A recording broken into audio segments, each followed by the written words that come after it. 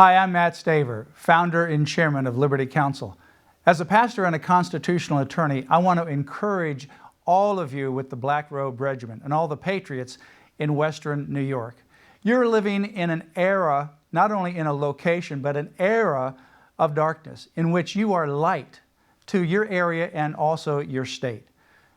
As pastors, you have the opportunity to be able to speak biblical truth to people, whether it is the sanctity of human life, where God creates us in the womb and He knits us together and knows us very intimately, as even in the book of Jeremiah, He calls us from the womb and He gives us purpose and direction for our life.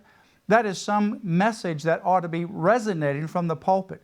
Because if you go back to the real original Black Robe Regiment, those were the pulpits, those were the leaders that set the tone.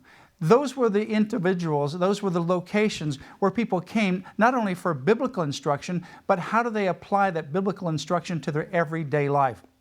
In fact, in the early days of the Revolution, it was the pastors who ultimately fueled the American Revolution. Without the pastors in the pulpits, we would not have a United States of America. In fact, the Declaration of Independence was preached from the pulpits before it ever was known as the Declaration of Independence. It was, as Thomas Jefferson said, the reflection of the American mind. And that mind was reflected in America's pulpits. They rang with biblical truth and fire that connected not only the Bible, but also individual events in real life together. They were not separate. And so as pastors, you have an incredible opportunity, you have an incredible calling, and an incredible responsibility. And as patriots, God birthed us for this moment in time. We've seen times of darkness in history throughout the biblical narratives. In fact, it couldn't be more dark than the time of the children incarcerated in Egypt. And yet God, despite all of the odds to the contrary, raised up a sheep herder as the leader who was not able to speak or articulate very well. He had to have his brother to be able to help him articulate a message. And yet through that individual who ultimately followed the Lord, God ultimately overturned the most powerful nation on the planet. And the Egyptian pharaonic dynasty is gone, but the Jews are still in existence, and Israel is a nation recognized in our lifetime in 1948.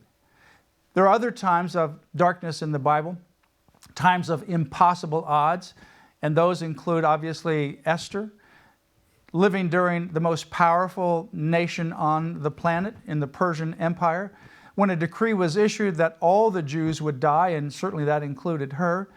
There was no way to lobby. There was no way to change the king's mind. Once the king's signet ring ultimately affirmed that decree, once it was in writing and it was affirmed by the king, even the king himself was unable to change that decree. It was a done deal. There was a specific day. On that day, all the Jews were going to die. But through prayer and through intervention, individuals ultimately changed that history. Now, the decree was never changed because it could never be changed, but a separate decree was ultimately issued, and that decree allowed the Jewish people to have self-defense. God ultimately put the fear of the Jews in many of the Persians' minds and households. But also they were able to defend themselves, and they had to do something in their time frame, a very dark time in which everyone was going to be slaughtered. And now, today, the Jews still exist. Israel is a nation, and they celebrate every year the Feast of Purim that we see in the book of Esther. So there have been more darkness in history than what we even face now. Yes, times are dark. Yes, things are difficult.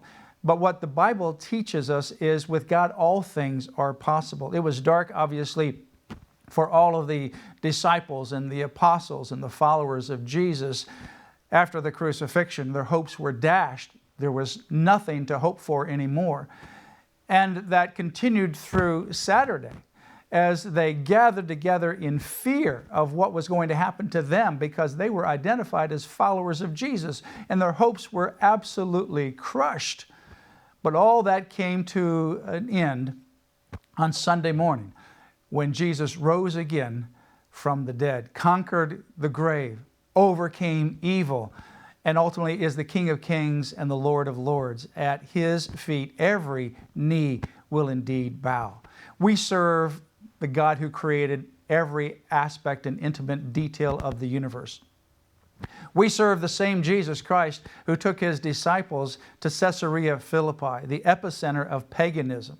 Caesarea Philippi is where they worshiped the god Pan. They threw the sacrifices into that boiling bubble of water that came from underground. And it was depending upon whether that sacrifice sank or floated as to whether the god Pan, from which we get the word panic and pan flute, this god Pan would ultimately be satisfied with the sacrifice or not. This was the epicenter of paganism, and it wasn't just the god Pan. There were other pagan gods that were worshipped there. And Jesus, being a teacher of the law, a rabbi, took His disciples right in the midst of paganism where no other rabbi, no other religious leader of the Jewish people would dare enter because they would become defiled. And Jesus walked right into the epicenter of darkness, into the epicenter of paganism, into the epicenter that was defiled by the pagans sacrificing. And He ultimately took His disciples there on this journey from the Galilee, 30 plus miles one way, to give them a single object lesson. And that object lesson was, the gates of hell shall not prevail against His church. As pastors and as patriots, we serve a mighty God. We serve a God whose statement that the gates of hell will not prevail against His church echo through history.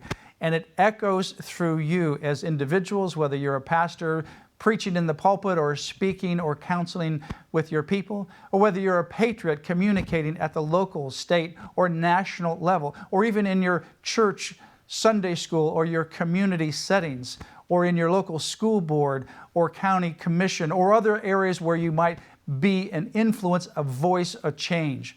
You are that voice echoing the words of Jesus Christ down through history. So I want to encourage you to stand strong. Light always dispels darkness, and in the presence of light, darkness cannot stand. The Gospel of John says, "In the beginning was the Word, and the Word was with God, and the Word was God, and the Word brought light into the world." So God bless you as you stand as pastors. As part of the Black Robe Regiment, you stand in a rich history and tradition. Continue to carry that on for this and future generations. God bless all of the patriots of Western New York for your stand, because God ultimately will be vindicated through your works, through your actions, and through your deeds. Never, ever, ever give up. Never, ever, ever get discouraged, because with God, all things are possible.